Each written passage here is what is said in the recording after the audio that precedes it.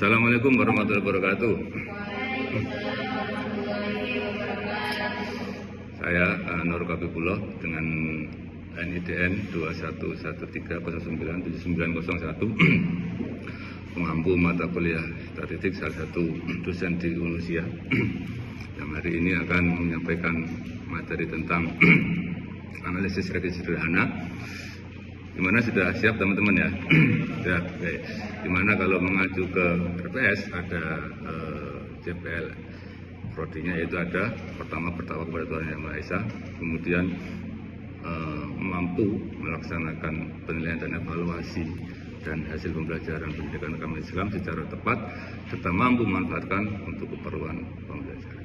Kemudian mampu melaksanakan tindakan reflektif berdasarkan prosedur dan metodologi penelitian ilmiah untuk meningkatkan kualitas pembelajaran pendidikan agama Islam baik di sekolah maupun di madrasah. Kemudian mampu menerapkan langkah-langkah pengembangan keilmuan dan keprofesian secara berkelanjutan, mandiri maupun kolektif dalam kerangka mewujudkan diri sebagai pendidik sejati dan pembelajar.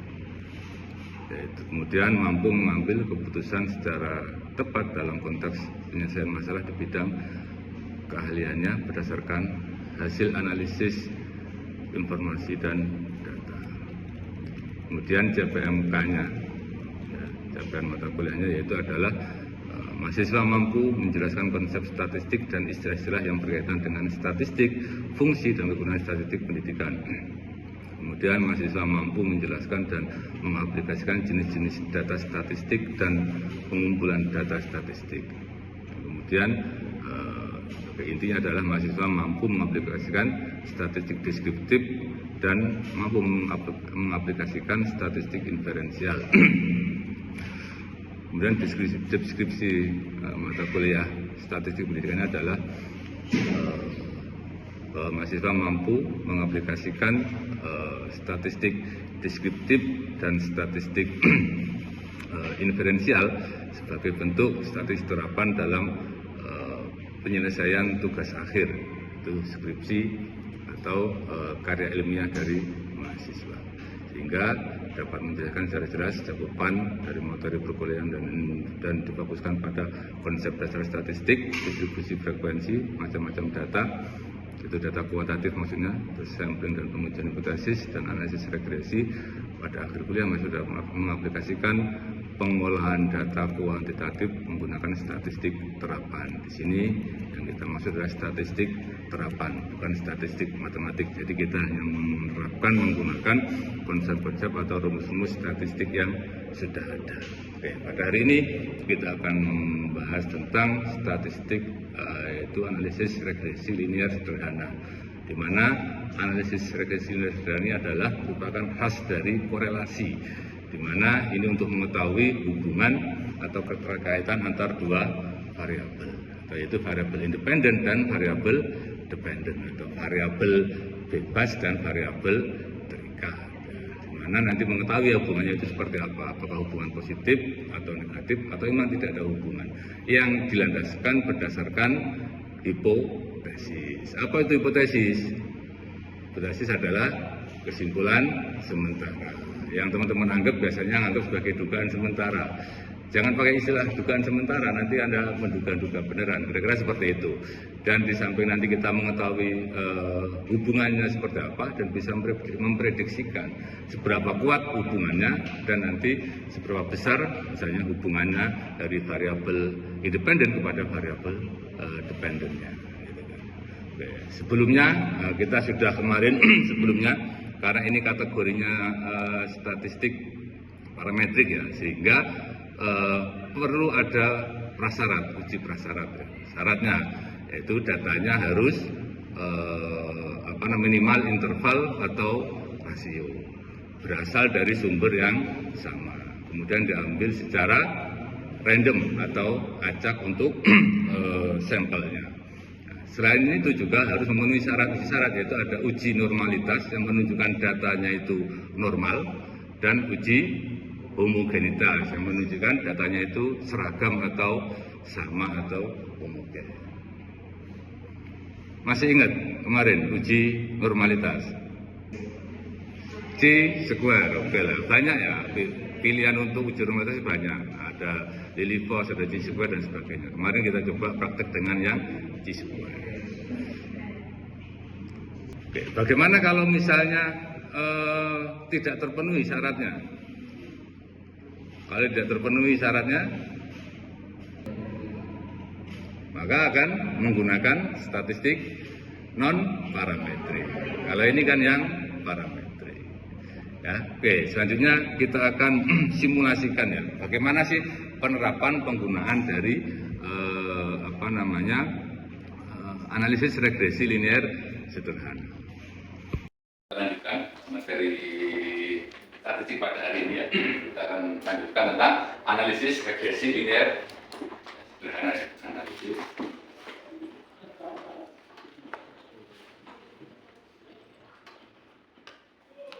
linear sederhana.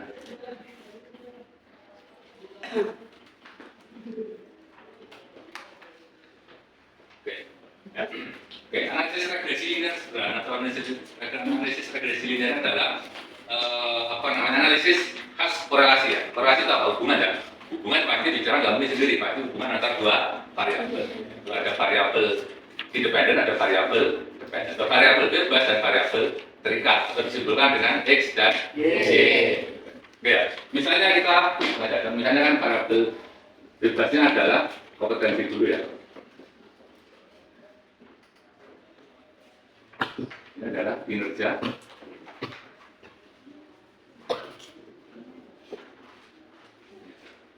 Ya. Oke, analisis regresi ini adalah khas untuk korelasi, di mana tujuannya adalah analisis ini adalah untuk mengetahui ada tidaknya hubungan,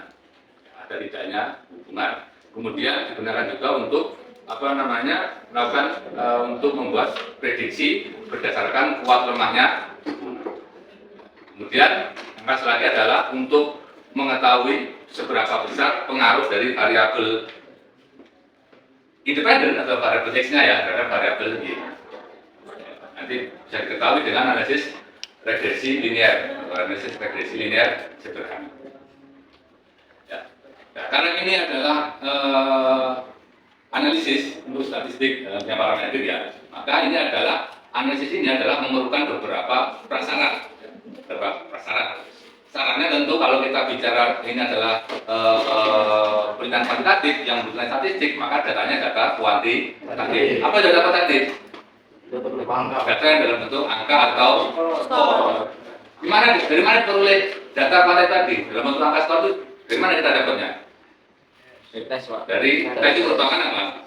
Pengukuran dari masing-masing variabel.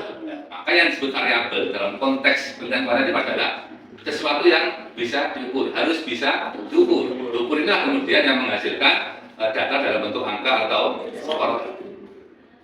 Itu yang disebut dengan data kuantitatif. Dan untuk analisis regresi masing-masing skornya tadi, ya, masing-masing skor untuk masing-masing variabel yang dikorelasikan adalah minimal skalanya adalah interval atau rasio. Karena paling tidak dalam bentuk kontinum, rentangan, ada skor minimal, ada skor maksimal, ya, minimal seperti itu.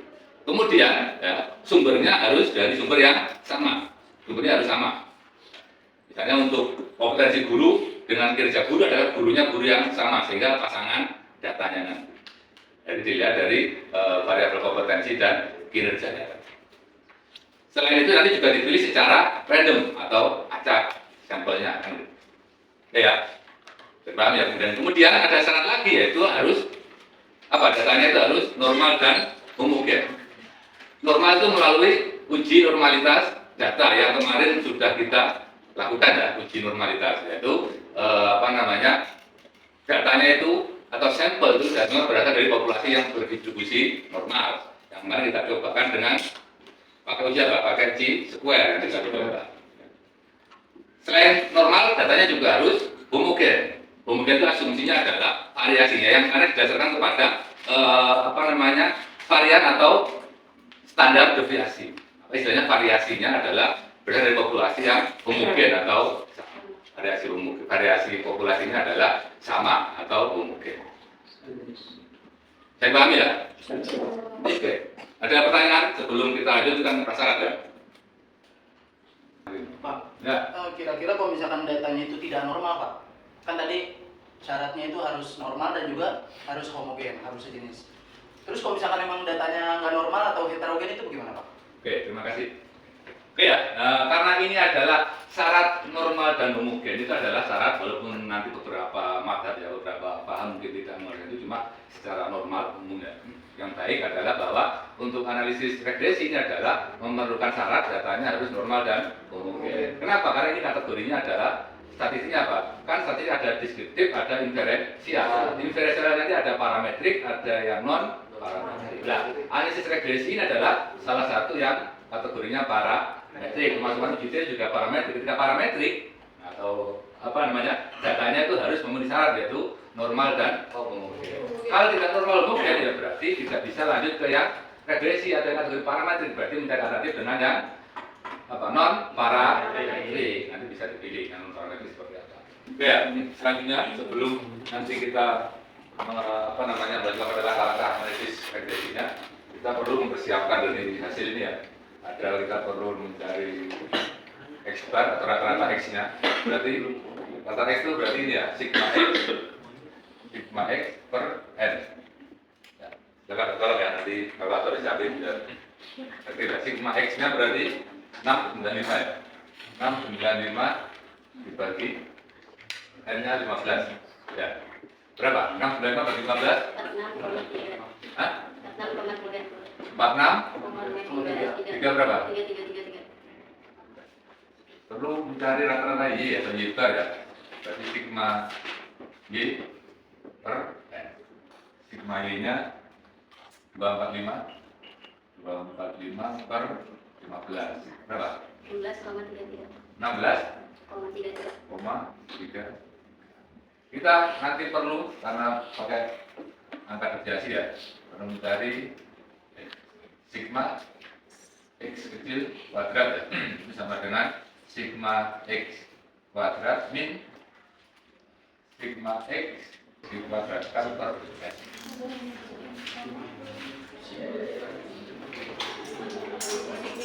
Sigma X kuadrat ini ya, berapa? 219 min sigma X nya 695 kuadrat per 15 sama dengan 34219 min 695 kuadrat 483. 483 3,025. 025 bagi 15. 34219 min 483,0,2 bagi 15 32,201. 32 titik 32 201,66. 201,66 berapa? 6 panjang 6 kuadrat. Sama dengan 34219 kali 322,01,67. Nah, 695 kuadrat 483 Mas. Yang mana? Oh iya 483. Coba Yang mana? 483 Pak. 25 kuadrat. coba hitung. 95 kuadrat Ah. sama dengan 483. 483. 0,025. Bener nggak? Bener. Enggak, bukan koma, titik. Titik. 483 Iya, ribu. bukan Bukan bukan koma itu. 483. Titik. Oh, 0,25. Oke. Bagi 15. Ini ya. Iya. berarti titiknya salah yang Titiknya ya coba. yang 32 Berapa ini? berarti Yang beda, 32 yang titiknya berapa? 32 bagi 15 ya. Bener sih kayaknya. Enggak, titiknya benar itu. 32 titik 301,67 iya. Benar. 6667 Ya tadi beda di koma doang gitu Pak. iya tadi. Ya. Berarti berapa ini?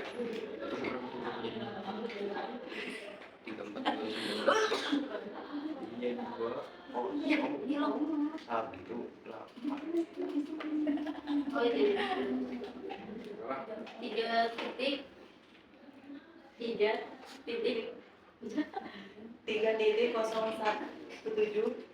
3. 3017. 3017,33 Iya. 17 Koma. 33 Selanjutnya sigma Y kecil kuadrat sama dengan sigma Y kuadrat min sigma Y di kuadrat kantor F. Sama dengan kemudian sigma Y kuadrat berarti 15. 245 kuadrat berapa? 2025. 60025. Ini Ya. bagi 11 40 4 berapa? 4001 4001 Koma 667 ya. Sigma X kecil Y kecil sama dengan sigma X Y min sigma X dikali sigma Y per N. Sigma X Y nya ini ya 12 092 min sigma X 695 dikali 245 Iya, 14 092 min 695 dikali 245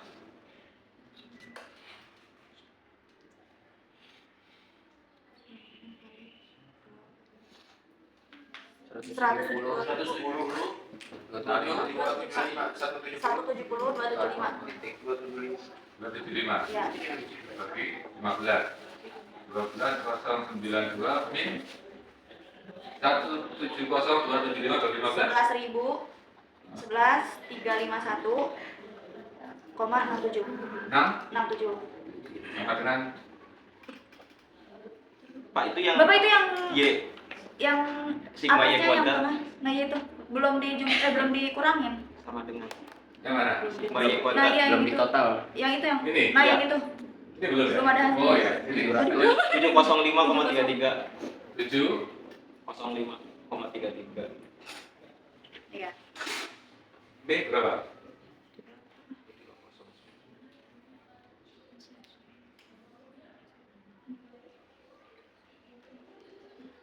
Sepuluh 956 10 956 9 56 nah, 33 koma 33.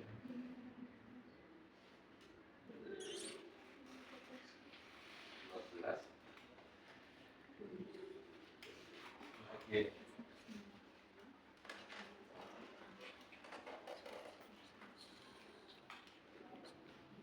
Masa ada banyak nggak ada? Kurang iya Pak, kurang satu angka itu. 12 092 dikurangi 11 740 Pak. berapa? 740,33. 700 740,33. koma 33. 33 ya. Oke. Selanjutnya kita adalah baru kita analisis regresinya ya. Regresi pertama itu adalah apa namanya menentukan persamaan regresi ya. Langkah pertama adalah menentukan persamaan regresi Y atas X, di mana persamaannya adalah Y topi sama dengan alfa A plus BX ya. Oke ya, oke, signifikansi 0,05. Kemudian mencari B-nya sama dengan sigma E kecil Y kecil per sigma E kecil kuadrat. Berapa sigma E kecil Y kecilnya? Ini ya, 740,33 dibagi sigma E kecil kuadrat 2011,33 berapa? Bagi 3 minus 740,33 dibagi bagi 17,33. Iya sama dengan 0,3669. Oh, 0,3666. Jadi yang A nya sama dengan rata Y min B kali rata-rata X. rata-rata X sama dengan rata-rata Y-nya tadi 16,33 dikali B-nya 0,367 dikali rata-rata X-nya 46,33. 46,33 sama dengan 16,33 min 0,367 kali 46,33 berapa? 4633 17,00 311 Berapa? 17,00311 17,0 sama dengan 16,33 dikurangi 17,003 Ini min 0,673. 0,673. 673. Oke ya, kita sudah ketemu berarti kita bisa masukkan di persamaannya ini ya. Saya tulisnya. Persamaannya berarti isopi sama dengan A-nya min ya. Min 0,67 plus B-nya 0,367 X. Untuk kesamaan regresinya adalah isopi sama dengan min 0,67 plus 0,367 X. Artinya apa? Satu kali penambahan X-nya ya, Y-nya akan bertambah sebesar min 0,67 plus 0,367. X-nya satu tidak dengan satu. Itu artinya begitu bersama regresi. Untuk memprediksikan ketika X-nya tambah 1 poin, Y-nya akan naik sebesar persamaan min 0,7. Oke, lanjut atau mau ditulis ya? 433 629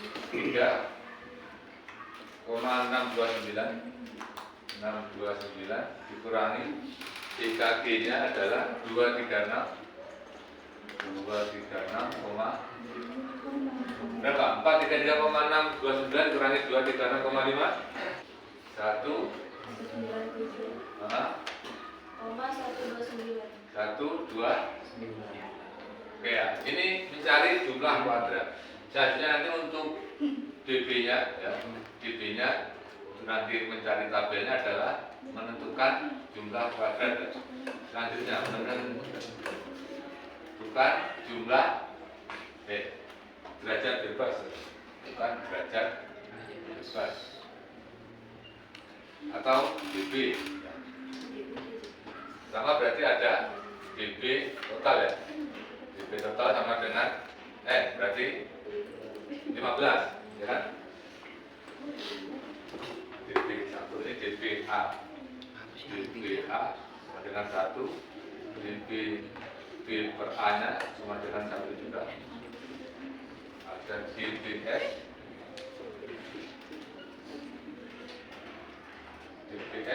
sisanya berarti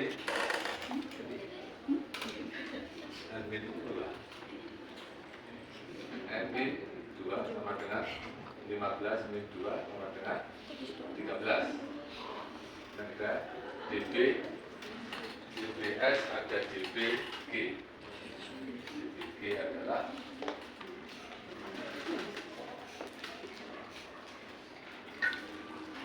DBG N min K. N min K. Di mana K-nya sama dengan kelompok ya. Banyak kelompok. N-nya 15. Kelompoknya berapa? Ada berapa? 12. 15 kurang 12 3 Oke. 3. Oke ya, kelompoknya ada 12 ya. Kemudian ada DB TC.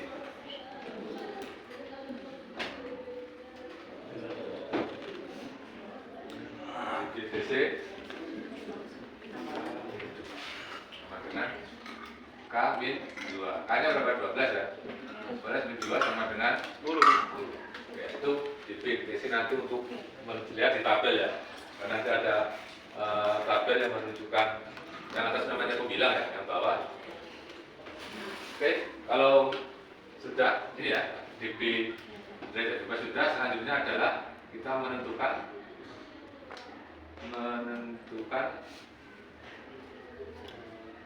rata-rata jumlah kuadrat atau tingkat RJK. Berarti ada RJK A. RJK A berarti JKA. JKA-nya JKA dibagi DBA. JKA-nya ini ya 4,001,677 dibagi DBA-nya 1. Tetap ya 4,001,6. Kemudian R JKB per A sama dengan JKB per A dibagi DB B per A. Berapa JKB per A tadi? JKB per A 271,1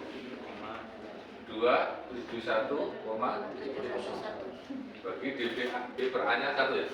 1, tetap ya 271,1. Selanjutnya adalah RJKS sama dengan JKS dibagi DBS. JKS nya ya 433 ya 433,629 dibagi DBS 13 ya 13. Berapa ini? 433,629 bagi 13 33,35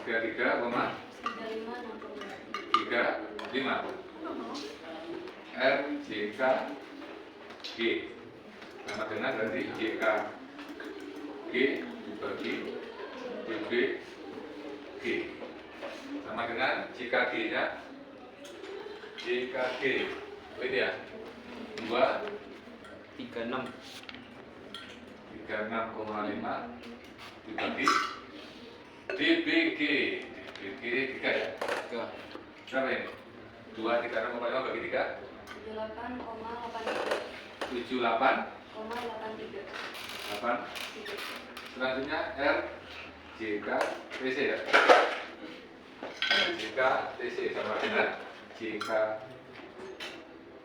TC dibagi DB TC sama dengan JK TC 197,129 dibagi JKTC DBTC 10 ya? 10 sama dengan berapa ini ya? 19,71. Kelihatan? Ya, ini kita sudah membuat prasarat nanti ya untuk uji minoritas dan signifikansi melalui uji ya. Mau ditulis apa langsung? Tulis dulu. Ya silakan.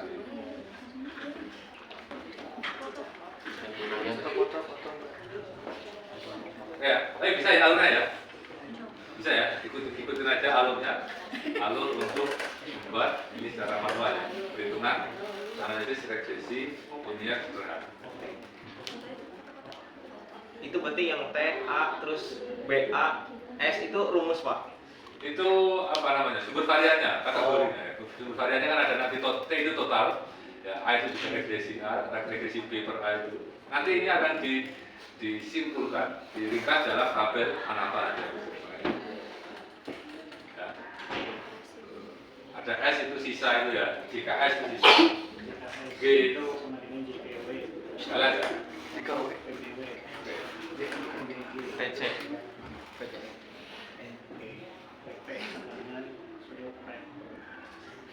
Oke, kelompok itu kan tadi kan untuk DBG ya, min K, kelompoknya 12. Dari mana tahu 12? Tidak tahu? Itu Pak, yang karena itu ada yang sama Pak, 40. Ini sama ya, ini ya, ini maksudnya ya, bagus. Ada 1, 2, 3, 4, 5, 6, 7, 8, 9, 10, 11, 12. Oke, bagus. Gimana sudah? Kalau sudah, kita lanjut untuk perhitungan GF-nya ya. Kalau belum silakan selesaikan dulu nulisnya.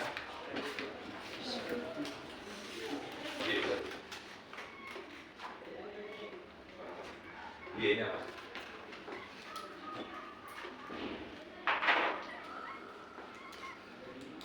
Y sama dengan alfa plus beta X. Nah, satunya Y tidak sama dengan alfa plus beta X. Ini posisi regresi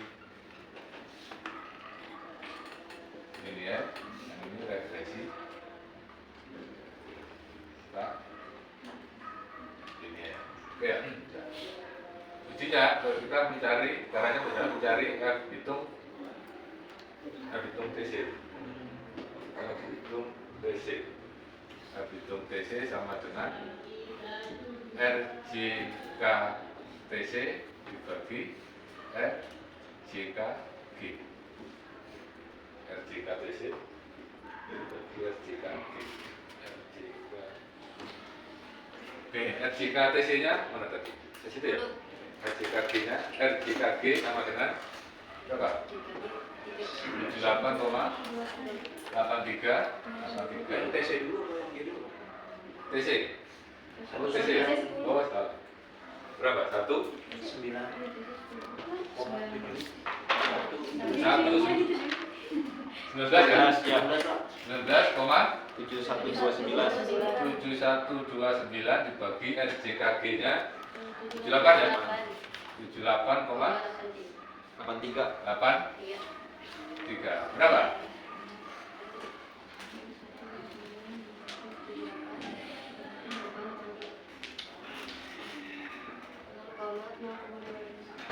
Nol koma 25. Oke, ini dibandingkan dengan F tabel ya. F tabel kita ambil yang alfa 0,05. Kemudian DB yang atasnya apa? Pembilang ya? Pembilang berarti RJK TC karena di atas, berarti pembilangnya DBTC berapa? DBTC 10 ya? DB pembilangnya DBTC 10, penyebutnya DBG 3. Silakan lihat di tabel F ya, tabel F ya. Tabel F untuk pembilang 10 penyebut 3. Ambil yang 0,03 berapa? Sudah ada kan ya tabel F-nya? 8,7. Oke. Berarti besar mana antara F hitung? Besar mana F hitung dengan F tabel? Besar mana? Tabel. Besar F tabel ya. Ya karena F hitung lebih kecil daripada F tabel, maka H0 ditolak ya. H0 diterima Pak. H0 lebih kecil ya. H0 diterima. Berarti regresi linear. Oke, selanjutnya adalah uji signifikansi. Uji signifikansi regresi Y atas X ya. Regresi Y atas X. Gimana? H0 nya beta kurang dari sama dengan 0. Satunya beta lebih besar daripada 0. Oke, kita perlu mencari F hitung X ya. F hitung B per A. RJK B per A dibagi RJK S. Ya, berapa RJK B per A nya? 271 dibagi RJK S nya 33 ya? 33, sama dengan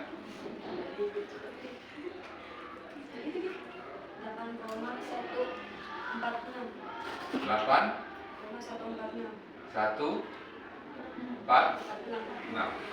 Oke, kemudian dibandingkan dengan F tabel. F tabelnya bila alfa 0,05 dengan dB pembilangnya berarti dB B per A nya 1 ya.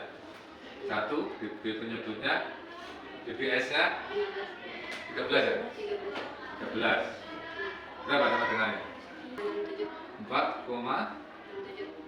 Berarti besar mana? F. F. Hitung dengan F. Oke, besar mana? Lebih besar mana? Itu. Besar F? Itu. Jika lebih besar F hitung, maka mana? Sini aja. Maka H0 ditolak.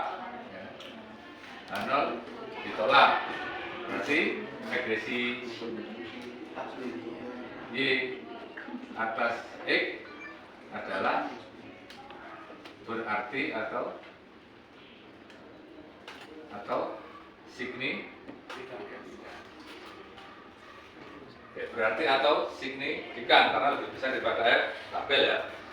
Berarti berdasarkan hasil hitung uji linear dan signifikansi menunjukkan bahwa regresi Y atas X adalah linear dan signifikan. Artinya apa? Bahwa kompetensi dan kerja guru memiliki hubungan antara atau terdapat hubungan antara kompetensi mengajar guru dengan kinerja atau adanya hubungan gitu kan. Kita rangkum dalam tabel ANOVA ya. Mana mau ditulis dulu? Langsung atau mau ditulis? Langsung mungkin Pak. Langsung aja ya. Oke, ini kita rangkum dalam tabel ANOVA ya, namanya tabel ANOVA. Mana ini? Itu Pak yang nomor 1 Pak. Hah? Yang menentukan persamaan Pak. Mana? Yang atas Pak. Ini? Iya. Ini sudah? Sudah Pak. Ini perlu nggak? Ini aja lah. Oh. Oh perlu Pak. Coba kalau nanti.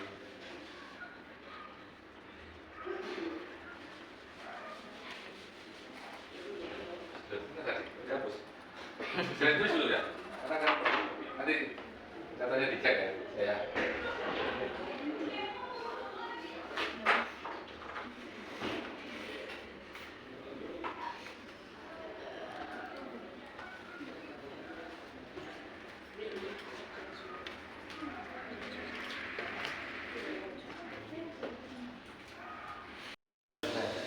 Oke, kita sudah tadi ya menyampaikan bahwa atau melakukan simulasi tentang analisis regresi untuk mengetahui hubungan antara kompetensi mengajar guru sebagai variabel independen dan kompetensi kinerja guru sebagai variabel dependennya. Sehingga pada akhirnya hasil ujinya adalah menunjukkan adanya korelasi atau hubungan ya. Nah, tadi pada prosesnya ada hubungan atau korelasi sebesar 0,62. 0,62 ini berarti kan sifatnya apa? Positif. Ini kan ada hubungan yang positif. Ya kan ya. Kemudian hubungan positif ini kita uji itu signifikan atau tidak. Sehingga dengan uji T ya, dengan uji T hitungnya sebesar 2,85. 2,85 ya T hitungnya. Kemudian dibandingkan dengan T tabel, yaitu kita ambil pada taraf signifikansi alfa 0,05 dengan dB yang N-2 tadi, dB 13 sebesar 1,77. Sehingga pada alfa 0,05 T hitung lebih besar daripada T tabel. Sehingga korelasi 0,62 itu adalah signifikan. Jadi adanya hubungan yang positif dan signifikan. Paham ya? Pak, Ya. tanya. Sampel. Ya. Sedangkan ini kita ingin memberlakukan salah satu fungsi, ada fungsi generalisasi, yaitu berlaku untuk seluruh atau populasi. Bagaimana bisa berlaku populasi? Maka ini sifatnya prediksi, nggak mungkin benar 100%. Ada mungkin kesalahan. Kalau apa 0,05 itu nanti artinya kesalahan 5%. Kalau kesalahan 5% berarti kebenarannya 95%. Kalau mau ditingkatkan ya berarti yang alfa 0,01. Nanti tampilan di tabel itu macam-macam. Ada yang alfanya, ada yang taraf kesalahannya 5%, ada yang kebenarannya. Oke ya. Nah, setelah ini kan berarti yang menunjukkan ada hubungan yang positif dan signifikan. Berapa besarnya? Ya kita hitung melalui koefisien determinasi tadi hasilnya, yaitu kuadrat dari koefisien korelasi. Koefisien korelasinya adalah 0,62 dikuadratkan menjadi 0,384 ya. Kemudian karena ini melalui mengetahui besar kecilnya maka diprosentasekan dikali 100 yaitu 38,4%. Artinya apa? Bahwa sebesar 38,4% variasi kinerja guru dijelaskan oleh kompetensi guru. Ya. Oke ya. Pak, Ya. tanya lagi Pak. Nah. Kalau fungsi dari determinasi itu apa Pak? Oke, fungsi koefisien determinasi mengetahui berapa sih besarnya, ya, berapa besar pengaruh dari variabel independen x-nya terhadap variabel y-nya. Kalau di sini besarnya sebesar 38,4%. Jadi kinerja guru itu dipengaruhi oleh kompetensi guru. Sisanya kan berarti masih banyak, ya banyak, tapi itu akan dijelaskan oleh faktor-faktor atau variabel yang lain. Untuk kompetensi guru, ya, itu bisa berpengaruh atau menjelaskan kinerja guru sebesar 38,4%. Itu besar pengaruhnya dan pengaruhnya bersifat positif dan signifikan. Dan juga berlaku untuk populasi dengan kesalahan alfa 0,05. Jadi paham ya? Oke, berarti apa artinya hubungan positif? Hubungan yang satu arah. Artinya apa? Ketika kompetensi gurunya naik, berarti kinerja gurunya Juga naik. Kalau kompetensi gurunya turun, berarti kinerjanya turun. Oke ya, saya paham ya? Oke. Nah, nanti siap praktek untuk apa? Penulisan karya ilmiah skripsi nanti kayak kuantitatif. Minta maaf. Wassalamualaikum warahmatullahi wabarakatuh.